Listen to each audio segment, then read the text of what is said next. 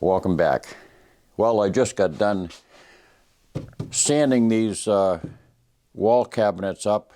I'm checking the fitting before I go and hang them because they're going to be secured together, and I still got to do a finish sanding, and I don't know if I'm going to stain them or paint them. And what has this got to do with guns?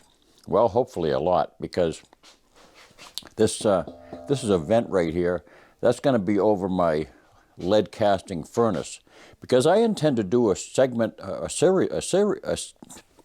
to talk again. I'm going to try to do a series of segments on bullet casting.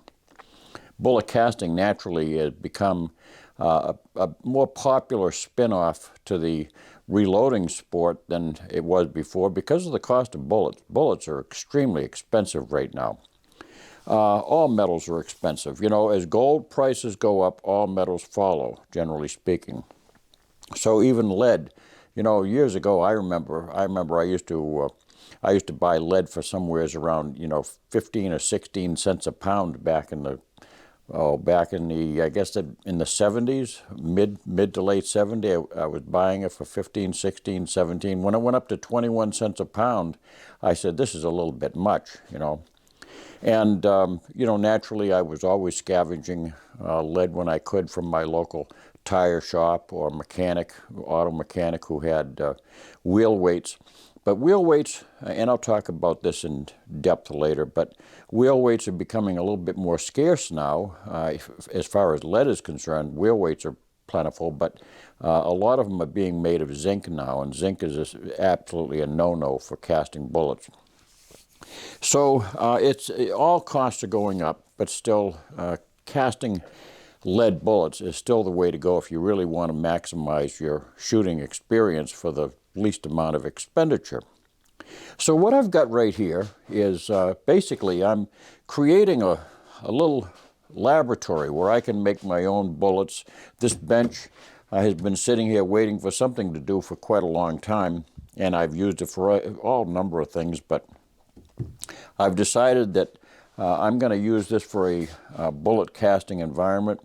And one of the things that's extremely important when you're casting lead is to have super good ventilation. I've been there. I've had lead poisoning. I was a victim of lead poisoning back many years ago, back in the 70s and early 80s, when I was doing extensive indoor shooting at the police range. And at the time, I was hand loading all the ammunition using a Star Universal press with a Yomi case feeder. It was quite an elaborate setup. I don't know how many pounds of bullseye powder we went through. We went through many pallets of bullets that we purchased from Zero Bullets in Cullman, Alabama back then. And but we did that for just so long until I got lead poisoning. It's not to be taken lightly. Had I not caught it as soon as I did, I wouldn't be here now.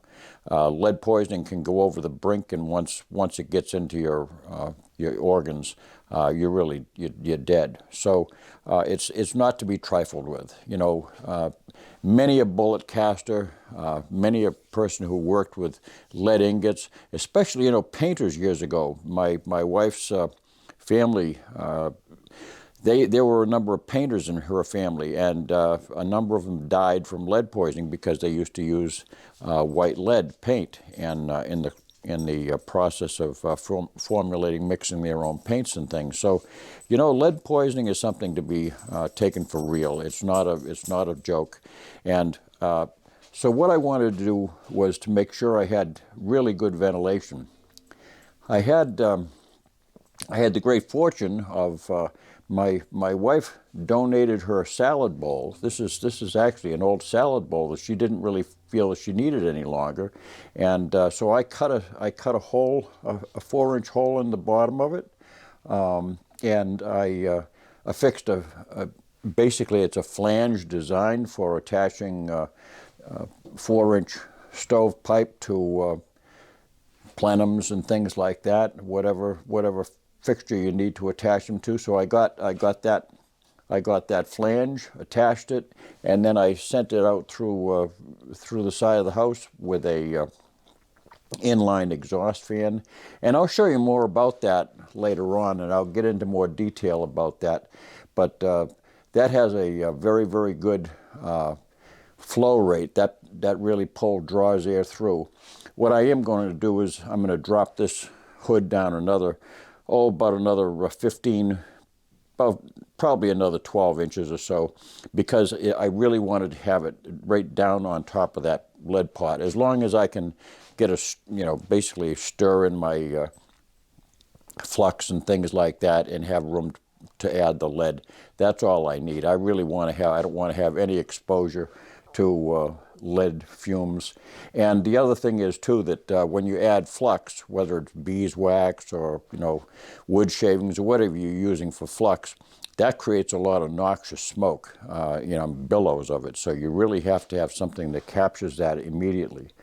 So that's that. And these shelves are going to be hung up on the wall, so I'll have a big, nice work surface. And I'll be building some cabinet doors for these. This is some soft maple that I had hanging around, and some birch plywood, 1/2-inch birch plywood. So I just fabricated those over the last couple of days, and I'll get those hung up, and that'll be all my storage for components, my molds and all that stuff. And I think what I'll do is also, this work surface will be a good place to lubricate my bullets.